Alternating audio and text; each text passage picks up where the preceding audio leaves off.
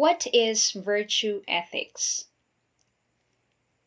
Virtue ethics is one of the major approaches in normative ethics. It is viewed as an approach to ethics that emphasizes the person's trait or character in moral thinking.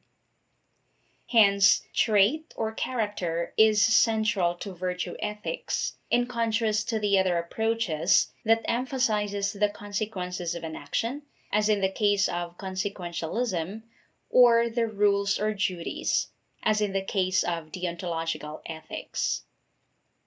Therefore, what makes virtue ethics distinct from deontology and consequentialism is that it does not provide the moral agent with specific principles or rules to guide her actions.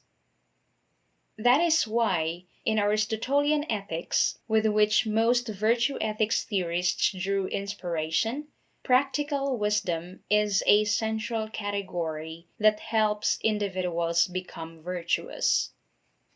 For this reason, virtue ethics deals with broader questions like, what kind of life should I live? What is a good life? And how can I be consistent in my moral actions? Instead of questions like, what ought I do? As in the case of deontology, or will my actions produce greater happiness to the greater number of people in society? As in the case of consequentialism. As we can see, virtue ethics in general does not particularly deal with the rightness or wrongness of specific actions. Rather, with the aid of practical wisdom, virtue ethics guides the moral agent in seeking the good. There are three major forms of virtue ethics taken by contemporary theorists, namely, ethics of care, agent-based theories, and EUDAIMONIST virtue ethics. The nature and dynamics of virtue ethics can be properly understood through these three main forms. And so, let me briefly explain each. First, the proponents of the ethics of care hold the idea that a moral action centers on social and environmental relationships, in which care or kindness is considered as the main virtue. It suggests that care is a central category in determining the moral worth of human actions. Michael Sloat, a famous ethics professor at the University of Miami, corroborates this point by stating that caring is the primary virtue, and that a morality based on the motive of caring can offer a general account of right and wrong action. Hence, the motive in developing man's moral practices, in which care is the primary virtue, is clearly the main objective of the ethics of care.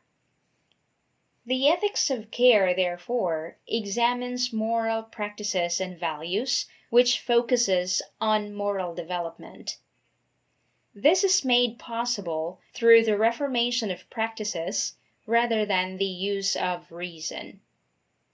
This notion of reformation of practices, which is to be nurtured and developed into a virtue, is the primary concern of the ethics of care. Agent-based theories, on the other hand, are unitary normative theories.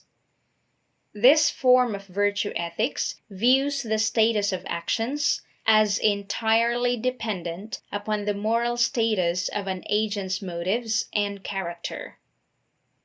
As Sloat writes, a warm, agent-based virtue ethics puts a fundamental emphasis on a person's motives, and more particularly on a person's overall morally relevant motivation. Say, for example, an act is morally acceptable if and only if it comes from good or virtuous motivation involving benevolence or caring about the well-being of others, or at least doesn't come from bad or inferior motivation involving malice or indifference to humanity. Thus again, in agent-based theory, an action is right if it expresses a virtuous motive or at least does not exhibit a malicious intention from the agent.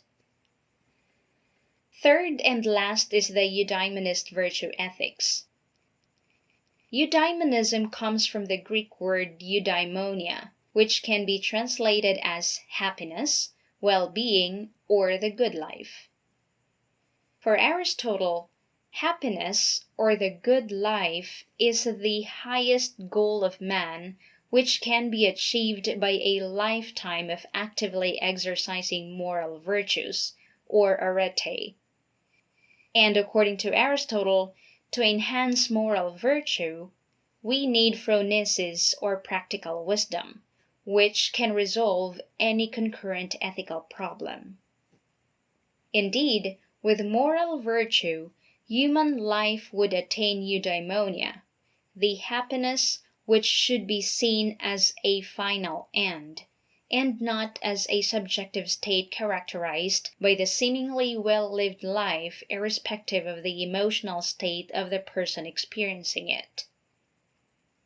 As we can see, Eudaimonist virtue ethics aims for eternal goodness rather than depending on the contingent recurrence of certain actions. It emphasizes the entire development of a moral person, that is, to become holistically good as she reaches the point of ultimate end.